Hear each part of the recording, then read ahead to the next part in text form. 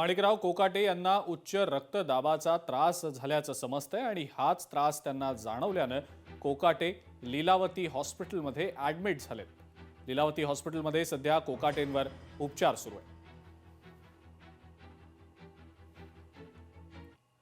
एकीकडे माणिकराव कोकाटे यांच्या संदर्भातल्या घडामोडी राज्यामध्ये घडत असताना तिकडे माजी मंत्री धनंजय मुंडे यांनी थेट नवी दिल्ली गाठली आणि केंद्रीय गृहमंत्री अमित शहा यांची भेटच घेतली.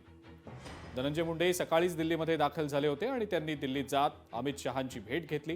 त्यामुळे आता धनंजय मुंडे यांचं मंत्रिमंडळामध्ये कमबॅक होणार आहे का, माणिकराव कोकाटेंची एक्झिट आणि धनंजय मुंडेंची एंट्री असा हा सगळा प्रकार आहे का, असे अनेक तर्कवितर्क सध्या लावले जात आहेत. कोकाटेंच्या विरोधातलं अटक वॉरंट निघाल्यानंतर धनंजय मुंडे दिल्ली दौऱ्यावर जाणं हा निश्चितपणे योगायोग नाही असं राजकीय जाणकारांचं म्हणणं आहे. एनडीएच्या नेत्यांनाही त्यांनी भेट दिल्याचं समजतंय आणि संसदेत जात काही नेत्यांचीही धनंजय मुंडेंनी भेट घेतल्याची माहिती सूत्रांकडून मिळतेय. मी आजच त्या गोष्टीवर बोलत नाही, पण तर असं काही व्हायचं म्हणजे तुमच्याकडून मला अधिकृत माहिती कळाली तर असं जर काही झालं तर 100 वाल्मिक कराड, 1000 त्याच्या टोळ्या आणि शेकडो खून व्हायला लवकरच सुरुवात होईल. हे शासनाला करायचं असेल तर त्यांनी त्यांचा विचार जे काय पद्धतीने करायचा आहे ते करावा. यावर मी अधिकृत माहिती आल्यानंतर सगळे पुरावे माझ्याकडे आहेत की ही टोळी कशी या राजे आश्रयाखाली होती, राजकीय आश्रय कसा घेत होती आणि हे निष्पाप लोकांना कसं संपत होते.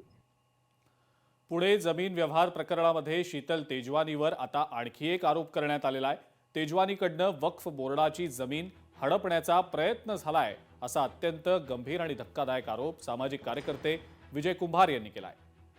या संदर्भात विजय कुंभार यांच्यासोबत आमचे प्रतिनिधी चंद्रशेखर भांगे यांनी संवाद साधलाय. पाहूया.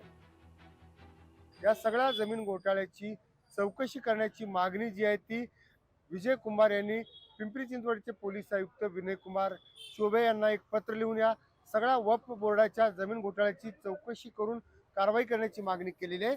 कुंभार सर, नेमका हा जमीन घोटाळा काय आहे, अशा पद्धतीने घोटाळा केला, याच्यात राजकीय काय संबंध आहेत का? राजकीय संबंध असल्याशिवाय हे घोटाळे होतच नाहीत. आता ते नेमके राजकीय संबंध काय आहे ते पोलिसांनी शोधून काढायचं आहे. ही बानेरमध्ये वक्फ बोर्डाची 16 एकर प्रॉपर्टी, त्याच्यात बरेच लिटिगेशन झालेले आहेत. ही मागे विकली सुद्धा गेली होती, पण त्याचे पैसे न भरल्यामुळे पुन्हा त्याच्यात लिटिगेशन चालू झालं. हा मोठा घोटाळा आहे. त्याच्यात आता शीतल तेजवानीनेही आपला हक्क सांगायचा प्रयत्न केलेला आहे. राजकीय संबंध काही दिवसामध्ये पुढे येतीलच, कारण त्याशिवाय एवढे मोठे घोटाळे होत नसतात. शीतल तेजवानी हिचे जे जमीन घोटाळे आहेत ते एक एक करून आता बाहेर येत आहेत आणि या सगळ्या जमीन घोटाळ्यामध्ये जो राजकीय नेता आहे त्या राजकीय नेत्यावरती सुद्धा कारवाई करा अशी थेट मागणी जी आहे ती विजय कुमार यांनी केलेली आहे. लोकशाहीसाठी मी चंद्रशेखर भांगे, पुणे. लोकशाही मराठी ऐका, पहा, जागरूक रहा.